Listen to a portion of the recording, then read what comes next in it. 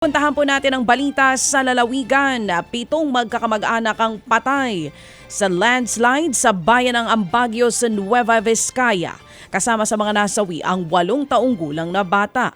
3 pang kaanak din ang sugatan. Ang kwento ng mga nakaligtas, lumikas daw sila at sumilong sa isang chapel. Pero doon naman sila inabutan ng landslide. Nagpapagaling na sa ospital ang mga nakaligtas. Bukod nga sa landslide, matinding pinsala rin ang iniwan ng bagyo sa iba pang bahagi ng probinsya. Nagkalat ang mga bumagsak na puno at halos mabuwal ang ilang poste ng kuryente. Puspusan naman ang clearing at relief operations. Samantala po, napuruhan nga ng bagyo ang lalawigan ng Catanduanes. Natukla po ng malakas na hangin ang mga bubong ng maraming bahay doon. May iba po naman na sahig na lamang halos ang natira.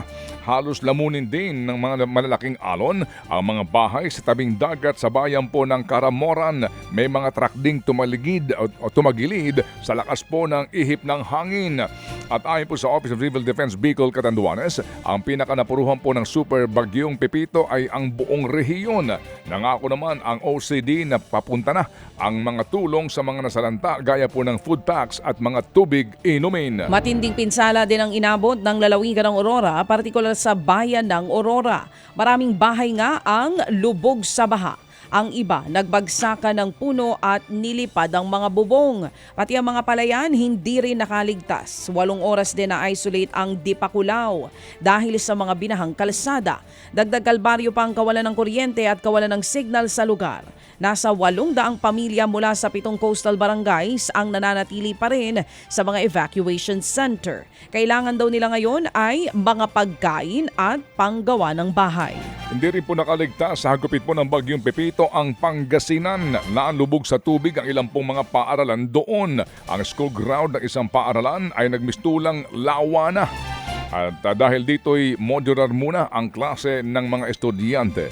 Abot binting tubig ho naman ang pumasok sa bahay ng ilang residente. Posibleng umabot pa raw ng 1 linggo bago tuluyang humupa ang tubig. Namigay na po ang lokal ng pamahalaan ng libreng gamot sa mga residente laban po sa sakit na leptospirosis. Sinalantari ng bagyo ang probinsya ng Albay. Matinding hambalos ng hangin at malakas na ulan ang naranasan sa Tabaco City. Agad namang pinalingkas sa mga residente.